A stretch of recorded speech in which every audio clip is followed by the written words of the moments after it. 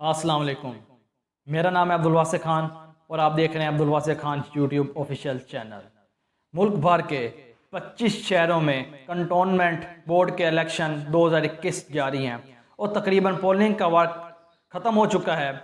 इस पोलिंग के टाइम कुछ अजीब वाक़यात भी पेश आए और अफसोसनाक वाक़यात भी पेश आए, लेकिन इसमें पोलिंग के दौरान और इस इलेक्शन कंटोनमेंट बोर्ड 2021 इलेक्शन के दौरान कुछ ऐसे वाक़यात पेश आए जिसे सुनकर आप शायद हैरान हो कि कौन सी बड़ी दो सियासी जमातों ने किन किन जगह सीट एडजस्टमेंट की। आप ये बात सुनकर शायद सबसे ज़्यादा हैरान हो कि पीटीआई और नून लीग ने भी सीट एडजस्टमेंट की।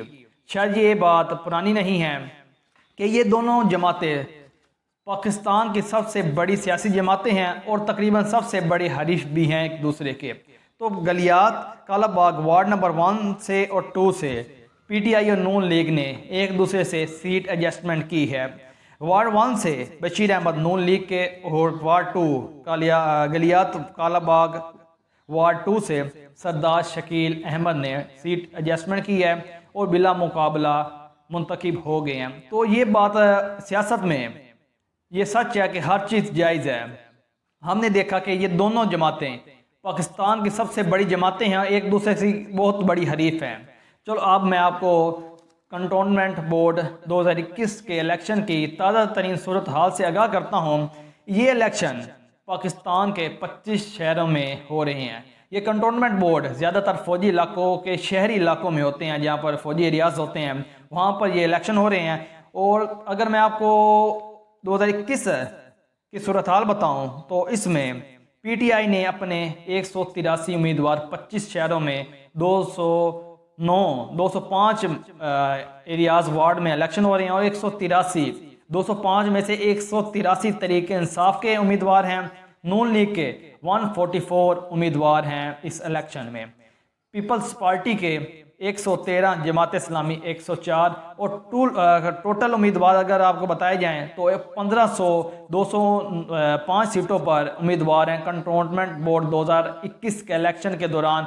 आप इस बात से अंदाज़ा लगा सकते हैं कि कौन सी पार्टी की ज़्यादा सीटें होंगी और कौन सी पार्टी की क्या पोजीशन होगी, क्योंकि पीटीआई से 183 उम्मीदवार हैं और नून लीग के 144 हैं। तो जाहिर बात है 40 सीटों का फ़र्क है। तो इस हिसाब से भी आप देख सकते हैं कि पार्टी पोजीशन क्या होगी, क्योंकि जिस पार्टी के ज़्यादा उम्मीदवार होंगे जाहिर बात है उस पार्टी के पास ज़्यादा ही सीटें होंगी। आप इस बात से भी अंदाज़ा लगा सकते हैं। अगर मैं आपको इलेक्शन की सूरत हाल से बताऊँ तो इसमें कराची के 42 वार्ड्स हैं कंटोनमेंट बोर्ड के, पिंडी के 37, लाहौर के 20, एबटाबाद 14, सरगोदा 10, गुजरांवाला 10, हैदराबाद 10, मुल्तान भी 10, अटक में 9, नौशहरा 9, सियालकोट बहावलपुर 5-5 और जंग शोरकोट 2-2। इस हिसाब से ये 205 एरियाज़ हैं। कंटोनमेंट बोर्ड 2021 के इलेक्शन इन एरियाज़ में जारी हैं और पोलिंग का वक्त ख़त्म हो गया। काफ़ी जगहों पर बिला मुकाबला उम्मीदवार सेलेक्ट हो चुके हैं।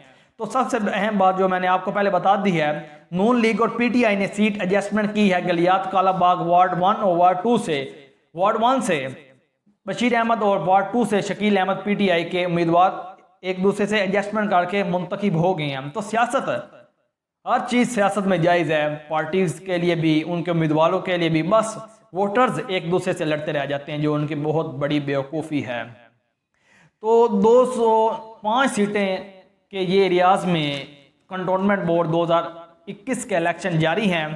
तो अगर मैं आपको 2015 के इलेक्शन के सूरत हाल बताऊँ तो इसमें नून लीग ने जो जिन पार्टीज़ में जितनी सीटें जीती थी मैं आपको वो लिस्ट बताने लगा हूँ। नून लीग ने 67 और दूसरे नंबर पर आज़ाद उम्मीदवार 55 सीटें ले गए थे 2015 के इलेक्शन के दौरान। तीसरे नंबर पर पीटीआई आए जिसने 43।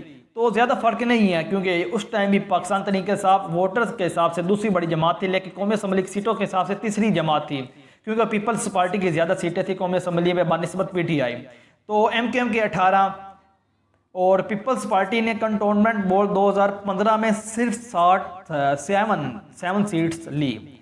इस जमात इस्लामी 6, अवामी नेशनल पार्टी 2 और पाकिस्तान जो सियासत के मौलाना साहिब मौलाना फजल रहमान एक भी सीट कंटोनमेंट बोर्ड 2015 के इलेक्शन के दौरान नहीं जीत पाए। ये उनकी सूरत हाल है। फजल रहमान JUI फे की वो जीरो पार्टी, मतलब उन्होंने एक सीट भी 2015 के दौरान कंटोनमेंट बोर्ड 2015 में नहीं जीती।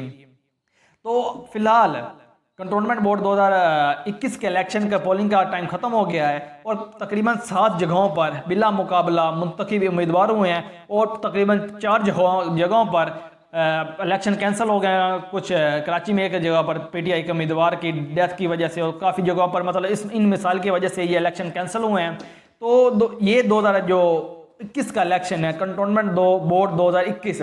अगर आपको इसको यूं समझिए कि ये 2023 का वार्म अप मैच है, क्योंकि कंटोनमेंट बोर्ड 2021 ये इलेक्शन ये बात वाज़ेह करेगा कि उम्मीदवारों का झुकाव किस तरफ है और जिन पार्टीज़ ने PTI ने जिस तरह वादे किए कराची में और जो उन्होंने उम्मीदें दिलाई क्या उन्होंने पूरी की हैं, क्योंकि कराची में 42 सीट्स हैं कंटोनमेंट बोर्ड 2021 की। तो पंजाब में नून लीग और PTI में बहुत कांटे का मुकाबला है पूरे पंजाब में। अगर हम सिंध वाली साइड पर देखें खसूसन कराची में तो PTI और MQM में ये इत्तेहादी भी हैं, वफाक में दोनों, लेकिन कंटोनमेंट बोर्ड 2021 में इनका मुकाबला है एक दूसरे का, क्योंकि कराची की वाहिद दावेदार MQM है। लेकिन 2018 में PTI ने इलेक्शन में सबसे ज़्यादा उम्मीदवार जीते और उन्हीं उम्मीदवारों की वजह से PTI ज़्यादा सीट्स लेकर कौमी असम्बली में अपनी हुकूमत बना पाई कराची की वजह से, क्योंकि कराची में अक्सरियत तकरीबन मेजॉरिटी सीट्स PTI ने ली। तो और बाकी सिंध दही इलाकों में देखा जाए हैदराबाद सखर और दूसरी साइड से तो पीपल्स पार्टी और PTI में मुकाबला है। तो और पिशावर KPK में भी PTI का दूसरी ANP हो गई और फजल रहमान और दूसरी जो पार्टीज़ है वहाँ की सूबाई उनसे मुकाबला। बलोचिस्तान में वहाँ पर जो अवाम परस्त हैं, बलोचिस्तान परस्त जो जमातें हैं कबाइल परस्त, तो उनका आपस में मुकाबला जारी है। लेकिन पाकिस्तान के तीनों बड़े सूबों में जो आबादी के लिहाज से और जिनकी ज़्यादा सीटें हैं वहाँ पर PTI का तीनों जमातों के साथ बाकी जमातों के साथ इलेक्शन में मुकाबला है। तो आप इस बात से अंदाज़ा लगा सकते हैं कि कौन सी पार्टी की क्या पोजीशन होगी। और मैं आपको ये भी बात वाज़ेह तौर पर बताता चलूँ कि जिस कंटोनमेंट बोर्ड 2021 के इलेक्शन है तो वफाक और तकरीबन 2 सूबों में भी PTI की हुकूमत है। तो वोटर्स ये बात देखता है कि उनका मफाद किस बात में है।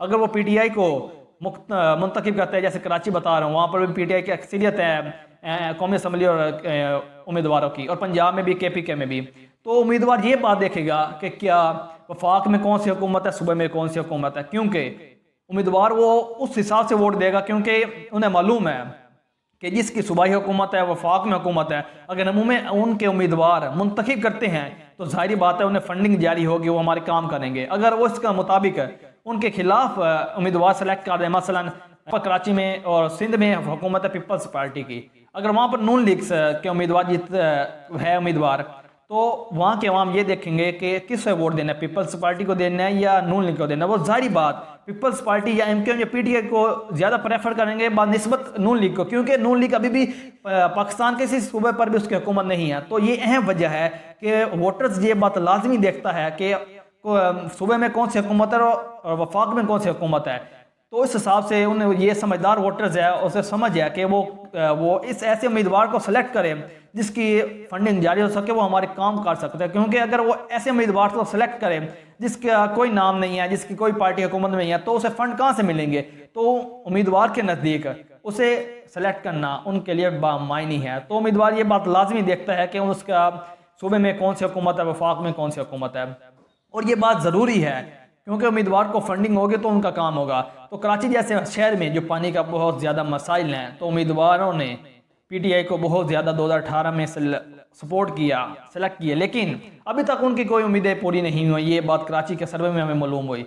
लेकिन अगर आपको 2015 के हालात बताए जो मैंने आपको पहले बताए, तो नून लीग ने सबसे ज़्यादा सीट्स ली 67, क्योंकि वफाक में भी नून लीग हुकूमत की और पंजाब में भी। तो जाहिर बात है उम्मीदवारों ने उन्हें प्रेफर किया क्योंकि उन्हें मालूम था कि फंड मिलेगा इन्हें और हमारे काम होंगे।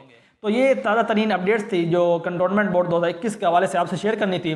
जैसे नतीजे आते हैं तो मैं आपको फर्दर आगाह करता रहूँगा और इलेक्शन कंटोनमेंट बोर्ड 2021 से आपको मुकम्मल मैं अपडेट्स देता रहूँगा। चैनल का ख्याल रखिएगा। अल्लाह हाफिज़।